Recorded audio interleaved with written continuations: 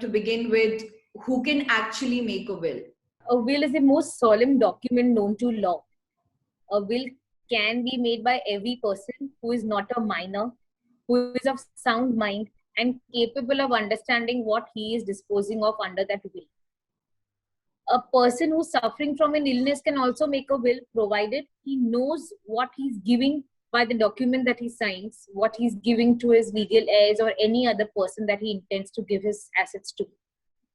A deaf, dumb, and a blind person may also execute a will, provided they know what they're giving by that will. A man who's making a will is in the legal context called the testator. A woman who makes a will is called a testatrix.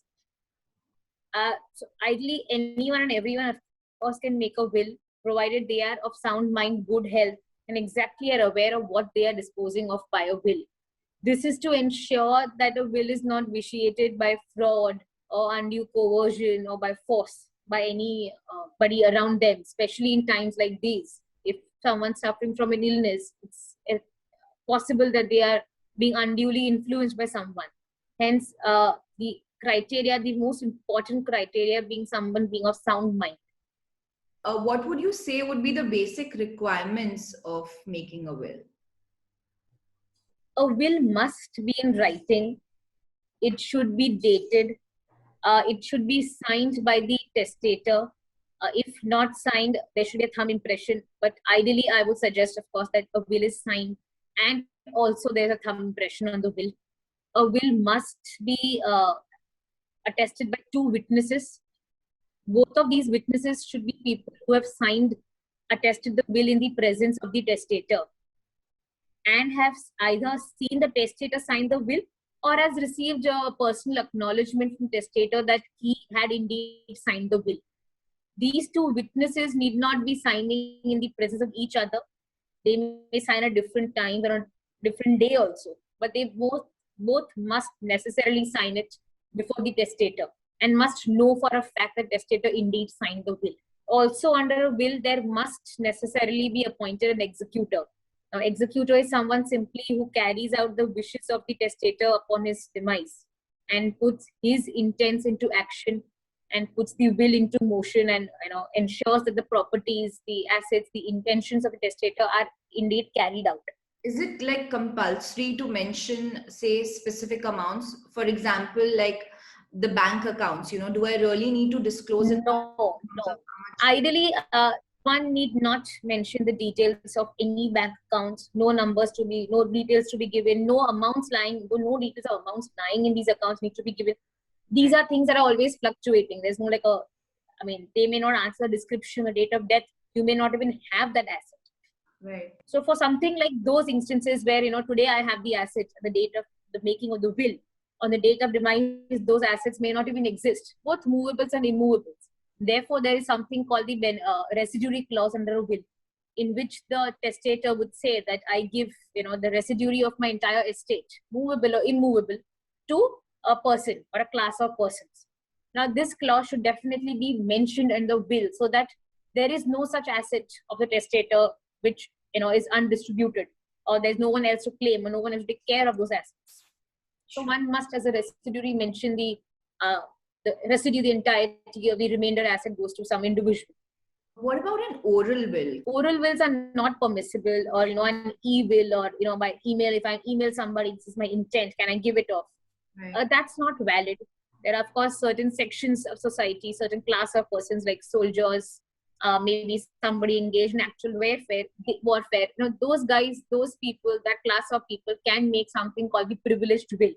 But I will not get into details of those class of wills. But for everybody who's not the privileged class, like a soldiers and an army man, for them, all these wills specifically need to be written. Right. So you can't, make an oral disposition. You can't be somebody who's possibly ill right now in a hospital bed and wants to dictate his orally, give someone maybe a property. That is not really valid. So one shouldn't. It should be in writing for sure. All right, that's helpful. And what about so it has to be handwritten, right? But what's the validity of such a will? Like if I just write a handwritten will it be valid in terms of law? A will can be handwritten. You can write on any form of paper. It need not be on a legal paper, or it need not, be in the legal language in that sense. It could be handwritten.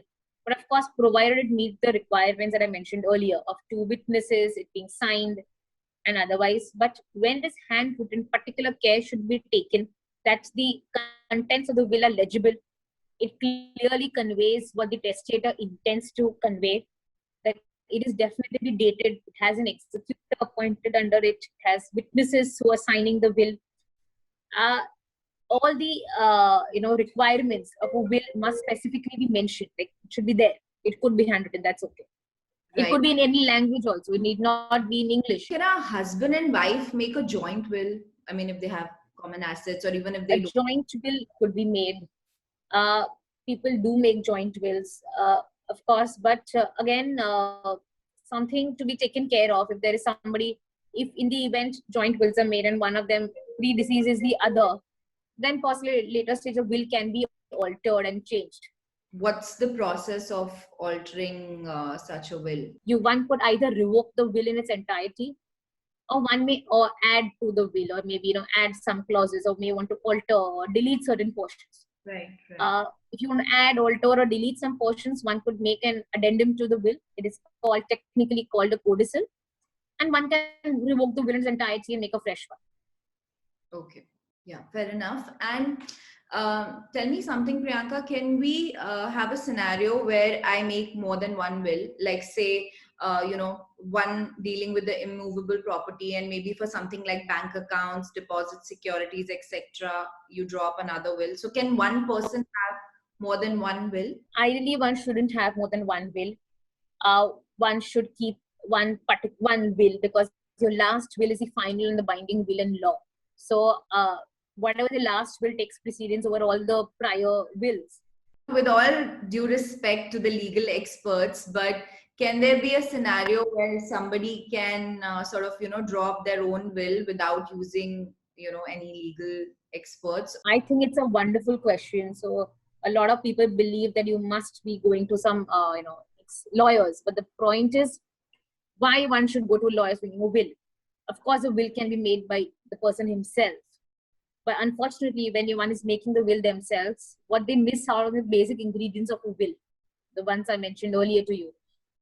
People either would forget to have it witnessed, people would not possibly have a residuary clause, they would have not mentioned the properties correctly, there would be some disparities.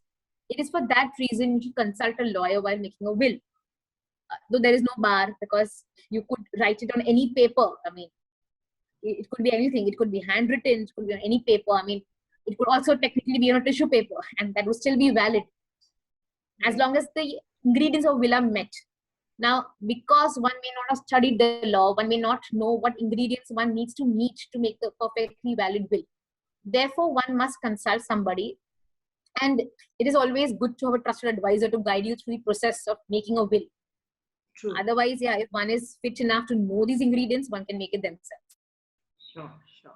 Thank you so much, Priyanka. I think the answers were really, really helpful.